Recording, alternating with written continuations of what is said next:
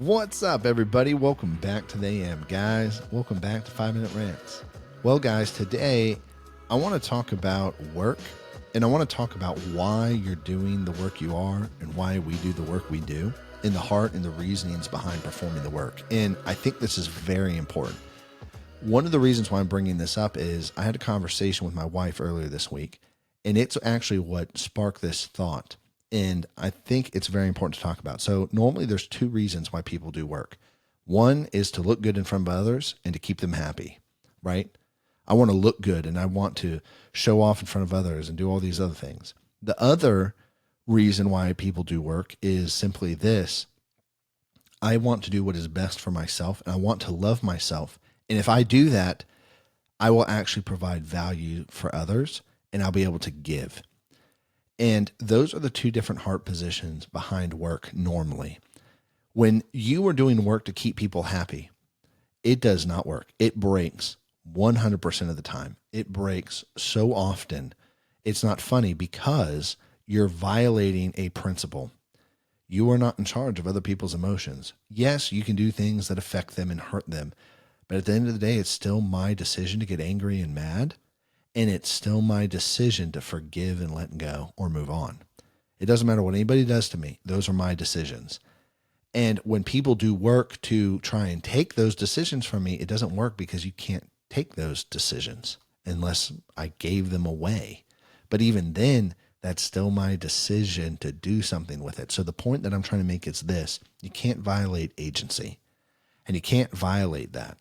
And it's important to see that when you are doing client work, and if you're only doing the work to keep them happy, it's going to break and fail long-term because you actually can't keep them happy. And oftentimes clients come to you and hire you or purchase your product, not so you can make them happy, but so that they have a product or service that is reliable, that solves their issue. And so they want trust. They want something that's founded and reliable, not something that just makes them happy. And yes, there's outcomes based on using certain products.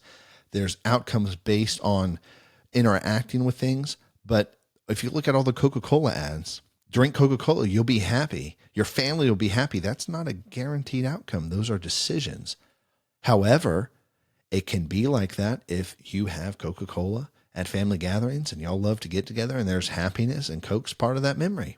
However, that advertisement's not always true and doesn't always apply to everything. So I'm saying that because if you are in the business of keeping people happy, you are going to go out of business.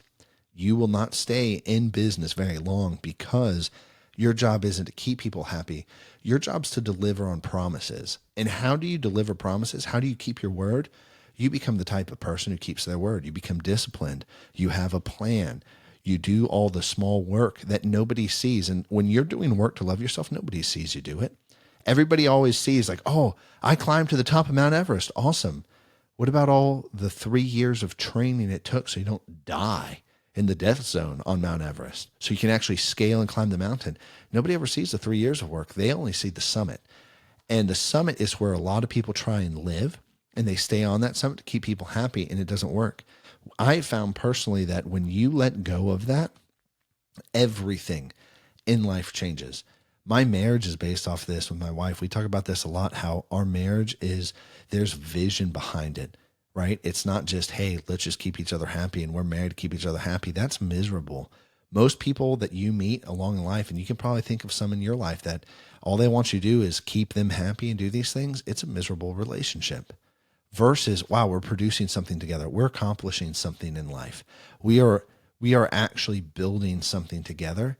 And then because we are, other people can partake in that. And then there's enjoyment in that. There's unity in that. There's actual friendship in that. C.S. Lewis said that you actually can't have real friendship unless you are actually working towards a common goal and a vision.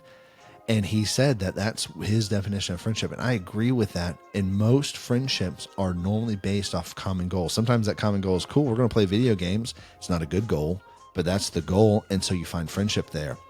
But the point of all of this, and that I'm trying to say, is this: do not do work to keep people happy. You won't be around very long doing the same work. Instead, do what is best and really be a person who is productive for themselves first to do all the work that is not seen and be disciplined in that area, and you will find that you are very successful in a lot of areas of life. Anyways, guys, I'm out of time, so I'll catch you later. Peace.